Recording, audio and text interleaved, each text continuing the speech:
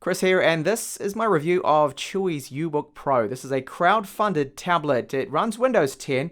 It has a Intel Core M3, the 8100Y, 8GB of RAM, 256GB of storage, a 38 watt-hour battery. So in this review, I'm going to go through my detailed tests here. We'll take a look at the stylus performance and optional keyboard, as well as my full pros and cons of the Ubook Pro.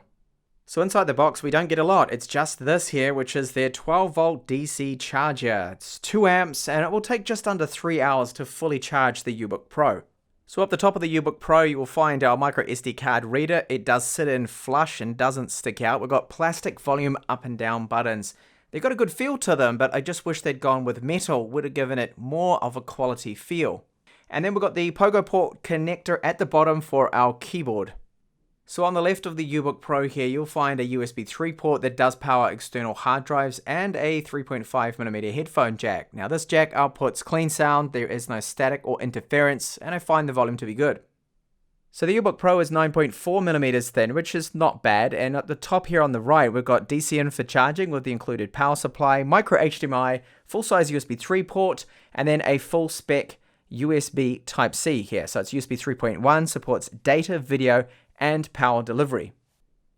The webcam's in your normal spot here, and it's 2 megapixels, not amazing quality. It's just HD, so 720p, and you get around 20 to 30 frames per second. It does the job, but it doesn't work great in low light. And it does have dual microphones. They're either side of the camera, very difficult to see. Just this tiny little slit here is where the sound will come in. The quality of them is fine, and there doesn't seem to be any interference. So the rear of the tablet has this brushed alloy metal. The frame around the outside is, however, plastic. Now the U-shaped hinge, this is made out of metal. And up top we've got a 5 megapixel camera. So the hinge has these little slots either side, and it is easy enough just to lift it up, as you can see. And it doesn't feel like it's going to loosen up anytime soon. So quite stiff. It is made out of metal. Overall the build quality is good, but I wouldn't exactly call it super high quality. It doesn't feel like you're holding a Microsoft Surface Pro, for example. The Ubook Pro is 765 grams in weight. Now that is actually lighter than I expected. It's because the frame around the outside is made of plastic, even though the rear of it is metal. When we add the weight of the keyboard, that just then brings it up to 1.09 kilos, which is a very decent weight for a 12.3 inch tablet. So this is the stylus that you can get. It's an optional extra. It has 1024 levels of pressure sensitivity. The tip on the end is plastic, and it has 2 buttons. The build overall is good. It's made out of alloy, and it uses a Quad A battery that is included in the box. Now this keyboard I'm showing you here is actually a prototype and not the final version, which is a good thing because it's made out of plastic, and the keys, they've got okay travel to them, but it's not a lot. But the keyboard itself doesn't actually sit entirely flat. You can see I can make it rock here. The touchpad using this one is not as well the greatest that I have used. The back of it is also plastic. Now it weighs only about 300 grams, and hopefully the one that they use is just going to be a little bit heavier, higher quality materials. Chuwi did tell me it's something like a Microsoft Surface one, so I imagine they're going to be using that fake kind of leather on it, and hopefully the keys themselves are a little bit better. It's not backlit, and I'll show you how it docks in with the stays and the Pogo ports. Very easy, so the magnets will just pull it into place, as you can see. But this here, the strip at the top here, has a magnet in here that's supposed to hold the keyboard up in place so you can get a better typing angle. But you'll see what happens when I release my finger. It doesn't actually sit there, and that's because the magnets just aren't strong enough, or the material used here in the keyboard is actually just giving too much resistance there, and it just wants to always lie flat. So hopefully the final version will correct this issue, but not an amazing keyboard. I don't particularly like it. And good news here with the BIOS that it is completely fully unlocked to us. You can control the power limits here. You can see all sorts of different settings, and a lot of settings that could actually get you into trouble and cause you to brick the BIOS. And you've got then just a big paperweight. So I recommend not going in here and touching anything unless you absolutely know what you are doing. So we have quite a decent fully laminated panel that's in this. It's an IPS panel. It's 12.3 inches. The resolution's 1920 by 1280. So that's 3:2 aspect ratio. Now when I measured this, I got quite a surprise. It comes out to be almost 1100 nits, which is just super bright, especially for these brands. You don't normally see it. So right now, I've actually got it on the lowest brightness setting, which is what I will be using all the time in this video because it really is that bright. Now, if I just quickly demonstrate, I'll put it on to now the brightest, and that's completely overpowering my camera settings as expected. So very, very bright, fully laminated. It does have a stylus that it supports. That's an optional extra, and there'll be more on the stylus later on. But the touch accuracy, very good, no problem. So I'll just quickly show you some of my sample images here, and you'll see those that the touch is working very well. And because it doesn't have really a super high resolution, I'm not having any problems minimizing, maximizing, things like that. And overall, this is the best part of this tablet, is definitely the screen that it comes with. Now the screen has 97% sRGB and Adobe RGB is 74%. Now normally you don't see this, but lately, the last year at least, these manufacturers, Chuwi and others, have been pushing ahead with higher quality IPS panels, and this is really good to see. So we've just got single channel RAM, 8 gigabytes, it's running at 1600 megahertz. Unfortunately, Chuwi did not configure this as dual channel. We would have got better performance out of this Core M3, the 8100Y, if they did. So when you take a look at Geekbench 4, this is the benchmark that I can relate to, that it's a little bit lower than it should be here, and that is probably the reason why. Now the maximum turbo is quite good on this. It's 3.4 gigahertz. And when you take a look at Geekbench 5, I cannot relate at all to these scores. They look super low, okay? And they are pretty low because this is just dual channel, 4 threads, this particular CPU. And as mentioned, because it's in single channel configuration, the RAM, we are missing out on a tiny bit of performance here. Here's pass mark, and we're getting a score that's close to 2000. So again, pretty low end, but this is still a lot faster than, say, the Gemini Lake laptops. So the Gemini Lake, it's got the 4 cores, but lower turbos, and it's just not as potent as this particular chip. So in real world performance here, when you're swapping over and going between things, you will definitely notice that you don't get those typical lags that you get with the Gemini Lake, for example, that could be a little bit slower at times. So spreadsheets, this is something that's ideal for a tablet like this. Perfectly fine, edits, Excel, things like that too. Going to run fine here. You're not really going to see any problems with performance. Now we'll do a little test here in Chrome. So I'm just going to search dogs and open up a huge amount of tabs, and we'll see how it handles this, because a lot of people say that they do like this test I do, because a lot of people out there are running a lot of tabs in Chrome, for example. They're going, oh, well, I run 10 tabs. Can it actually run 10 tabs? Can you swap between them without those tabs reloading? And the answer is yes and no. I've noticed that sometimes it really depends on how far you push it, whether or not you have to reload. So all those tabs are loading in right now, and I'll just quickly go between them. As you can see, well, I'll use touch as well here. That is quick. It's very fast, actually, this performance. And to me, it feels a lot like, for example, an old Core i5, say a 6th gen or 5th gen or something like that performance, or even one of the newer Core i3s. The performance is very similar, actually, to the Core i3. So that is really good. Real-world performance here, no problems. So what about a large, demanding video file? So 4K HEVC, no problems with this. So it's a little slow to start in loading, probably because I got the memory full right now, of course, with all those Chrome tabs.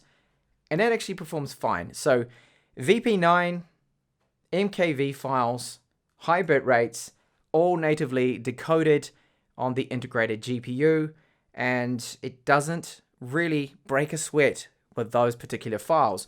Now the thermals, I wanted to show you those now because I've been running this for a little while in the background, and I've seen this before over my 3 or 4 days now using this particular tablet, that yes, it will actually get hot. It's getting up to 87 degrees, and it will get even warmer than that. You can see one thing here that's pulled up. This is HW info. It's getting up to 94 degrees. That's some component on the motherboard there that's doing this, or part of the chipset. So we are getting a bit of heat here, but no thermal throttling so far has been triggered. However, if you start gaming, then those temperatures will definitely rise, and you'll see that later on, that it's going to get warm in this area, mostly on the back of the tablet here. Well, I almost forgot to show you this, that the internal storage, 256 gigabytes, we get 211 free on first boot. So the newer Windows 10 images, they do take up quite a bit of space there. And unfortunately, as I showed you the design and build of this laptop, there is no easy access SSD hatch, which I feel is an error that should actually be on the back of this, like some of the newer tablets that I'm looking at that are now doing this. So it's a NeTAC, never heard of this brand, and the speeds for SATA 3, they're okay. They're definitely not the fastest I've seen. Some drives out there will push around 550 sequential reads and writes, and the 4K random reads there would definitely be a bit higher than just the 14. But overall, it's fine for what it is. It's just I wish we could easily upgrade this drive.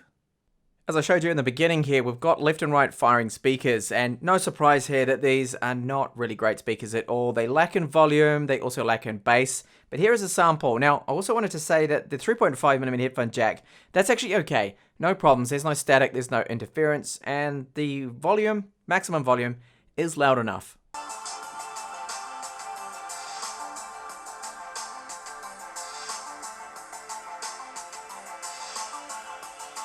And yes, you can do a little bit of light gaming with this tablet on the side here with the Core M3. So we're getting around 30 frames per second on the lowest settings. This is 720p, that's why we get it in the borders either side.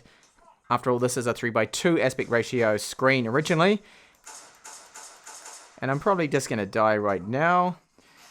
But the point is just to show you gameplay that it is going to scrape, you can see it is dipping down a little bit, scrape the 30 frames per second. So not really ideal for gaming, of course. So the Stylus, I find that the input lag is very good. Pressure sensitivity is working, so when I press really light, it's just a very fine little line there. The harder I press, it becomes thicker and darker. Hopefully you can see that coming through on the camera now. So it will work right up to the edges. Now palm rejection, I'm not actually left-handed, but I've got the tripod in the way, and my hand was blocking this before. So this is like the 6th time I'm recording this, and I decided to do it left-handed. So when you need to write, you're writing text, you must make sure the nib of the pen actually is touching first, because right now you can see it's only about 1 millimeter above the screen when it's actually detected here with the dot. The accuracy of the nib itself is a tiny little bit off, but really it's not too bad. But this is the issue when writing, that if your palm touches, you'll see it's going to now, of course, move around the screen like you're getting the touch input first. And that's when, well, on-screen keyboards just popped up. So the nib has to touch first. And then if I just quickly write here, hello, left-handed, it then is going to work. So it's going to take some practice. For me, it is just, it needs to have, I think, better palm rejection from the fact that the Stylus nib could be detected a good centimeter before the screen and not just 1 or 2 millimeters. But right now, that's about 2 millimeters. And to me, it needs to be a bit higher. So certainly, it's a frustrating experience for me with the Stylus. It really is no way near the level of, say, the Microsoft Surface Pro's N-Trig styluses. Now that U-shaped kickstand will go all the way back here, which does give you a very good angle for sketching on the screen. Even though, for me, the Stylus performance isn't wonderful, at least the screen and the kickstand allows you to recline the tablet all the way back almost, which is great.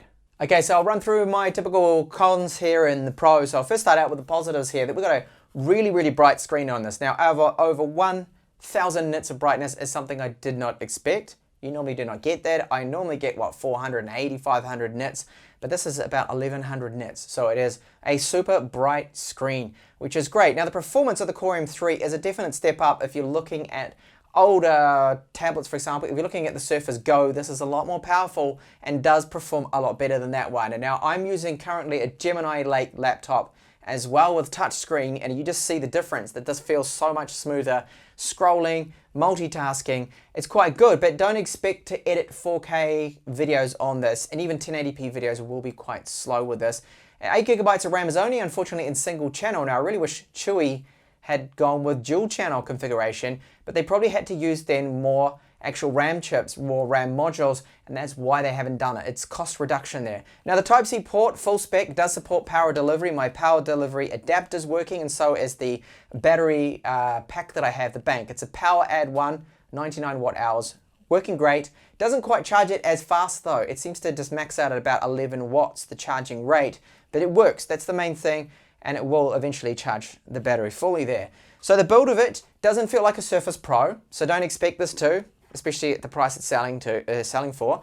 And you've got a plastic frame around the outside, but metal on the back. The kickstand, the U-stand is also metal, and I like the fact that the U-stand does let you use it as a handle and also a hook, so you could hook this up on something like that, and that is possible. So it gives you another opportunity that you don't get with a typical kickstand. Most kickstands, of course, aren't like this. So the camera on the rear and the camera on the front, they're not amazing quality. I did test out Linux.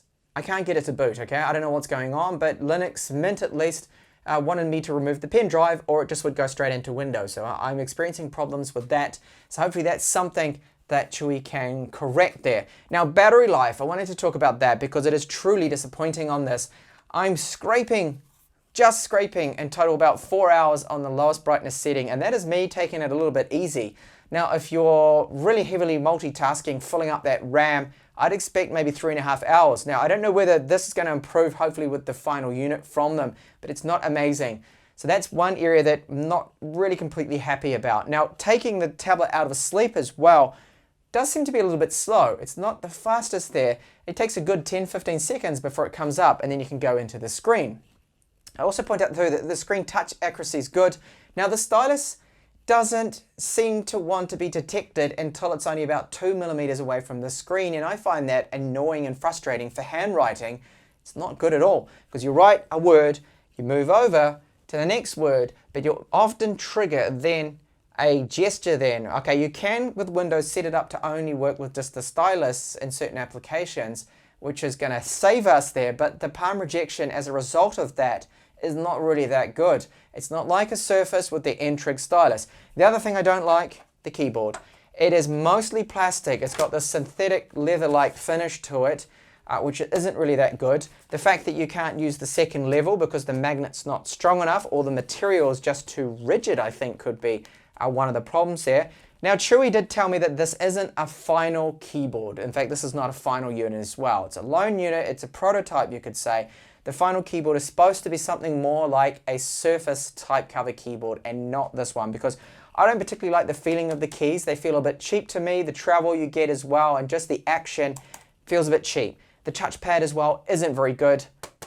Palm rest is plastic as well. It keeps the weight down. The weight is good, but yes, I'm looking forward to seeing hopefully the new final model of this keyboard, this touch type cover, sorry, because it definitely has to be a lot better than what this is.